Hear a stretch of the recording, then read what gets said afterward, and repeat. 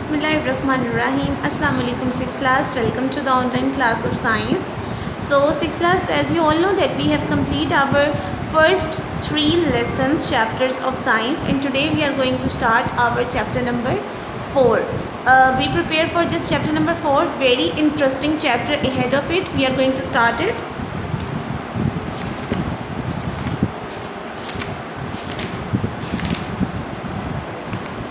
Okay, the name of the lesson is environment and interactions. अब देखें, जो environment आप माहौल को कहते हैं, आपके इर्द गिर्द जितनी भी चीज़ें मौजूद हैं, आप जिस जगह पर रहते हैं, आपके इर्द गिर्द का सारा कुछ, सब कुछ एनवायरनमेंट कहलाता है, आपका माहौल कहलाता है। एंड इंटरेक्शंस, अब इंटरेक्शंस कहते हैं इर्द गिर्द के ताल्लुकात को, कि आपका जो आपके एनवायरनमेंट के साथ ताल्लुक़ है और उसके साथ साथ जो आपके इर्द गिर्द के लोग हैं उनके साथ क्या ताल्लुक़ है। लोग होते हैं, जानवर, पौधे, हशरात, कीड़े मकोड़े, सब कुछ होता है, तो वो सबके साथ आपका क्या इंटरेक्शन है, क्या ताल्लुक़ है। This is the chapter is all about. Student learning outcomes पढ़ लेते हैं। लिखा हुआ है, after completing this chapter you will be able to identify the components of environment. आप एनवायरनमेंट के कंपोनेंट्स को आइडेंटिफाई कर सकेंगे कि इन एनवायरनमेंट के अंदर कौन कौन से कंपोनेंट्स मौजूद हैं, लाइक एयर, वाटर, फिर एयर हो गई, वाटर, लाइट, टेम्परेचर, फिर living things, non living things, micro organisms, animals, plants, ये सब चीज़ें जो है ना एनवायरनमेंट की कंपोनेंट्स हैं। आप इन सबको आइडेंटिफाई कर सकेंगे। Next is compare the physical factors which make up the environment of a desert and rain forest. कि आप फिज़िकल फैक्टर्स को बताएंगे कि जो एनवायरनमेंट है उनमें एक जो डेजर्ट एनवायरनमेंट होता है वहाँ पे क्या क्या चीज़ें मौजूद होती हैं, जैसे सहरा, वहाँ पे हर तरफ मिट्टी ही मिट्टी और खुश्की नज़र आती है। एंड रेन फॉरेस्ट, और एक ऐसा जंगल जहाँ पर बारिश भी होती रहती है हर टाइम। लाइक अगर आप किसी हिल स्टेशन में चले जाएँ, पहाड़ी इलाकों में चले जाएँ, तो वहाँ पर बहुत ज़्यादा बारिशें होती हैं। Describe the relationship between biotic and abiotic components of the environment, ये हम पढ़ेंगे।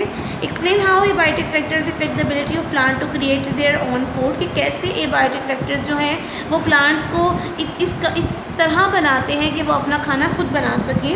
Describe that living things depend on another for food, shelter and protection, कि ये भी बता सकेंगे कि कैसे जो लिविंग थिंग्स हैं वो दूसरों पर डिपेंड करते हैं अपने खाने के लिए, अपने रहने सहने के लिए।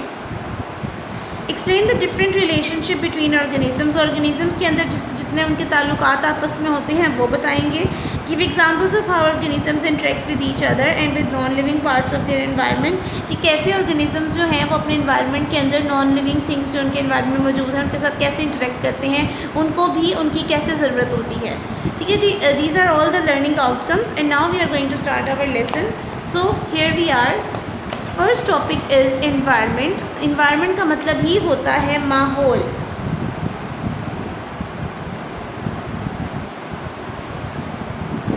ठीक है।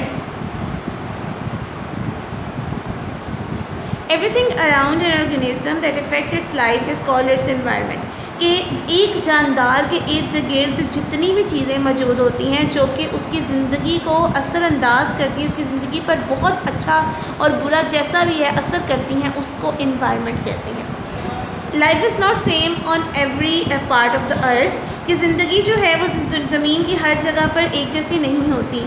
Conditions are different at different places, और मुख्तलिफ़ जगहों पर जो जितने भी हालात होते हैं वो मुख्तलिफ होते हैं। That is why we find a variety of plants and animals on earth, इसीलिए हम जानवरों की बहुत ज़्यादा वैरायटी जो है मुख्तलिफ़ किस्में देखते हैं, प्लांट्स की भी, एनिमल्स की भी, हर जगह पर ज़मीन की हर कोने पर मुख्तलिफ़ वैरायटीज़ देखते हैं। Living organisms do not live alone, के जो एक जानदार है वो अकेले नहीं रहते।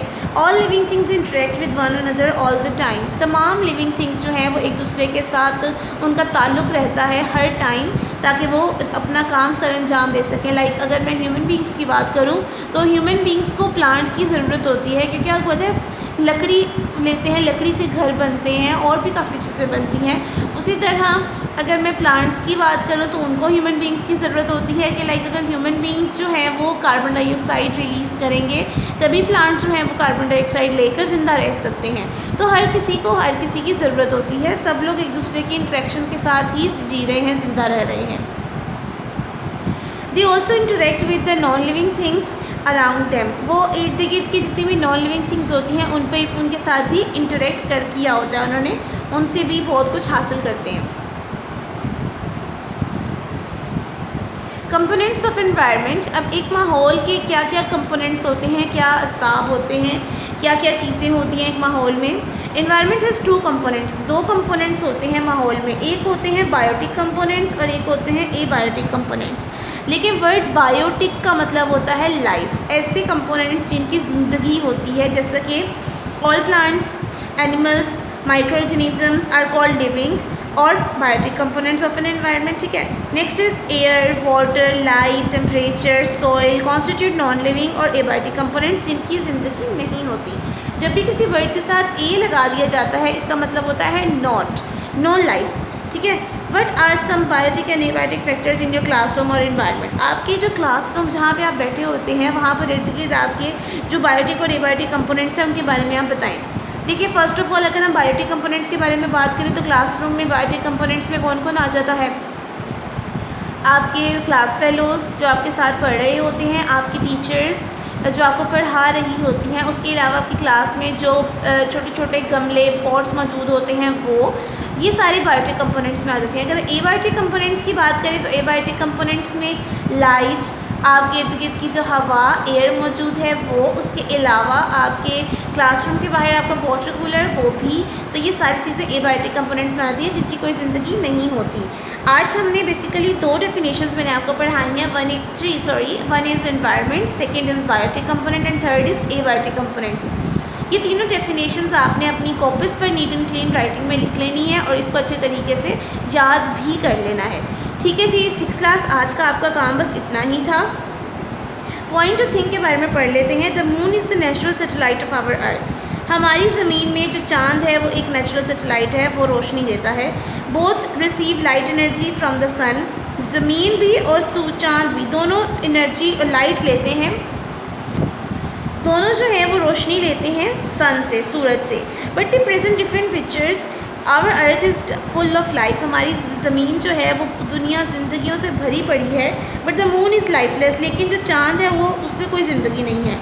विच are the necessary factors absent on the moon, कौन से ऐसे फैक्टर्स हैं जो चाँद पर नहीं हैं? रोशनी तो उसको मिल रही है लेकिन चाँद पर ऑक्सीजन नहीं है, वहाँ पर पानी नहीं है, जिसकी वजह से इंसान जो है वो ज़मीन पर ज़िंदा रह रहे हैं।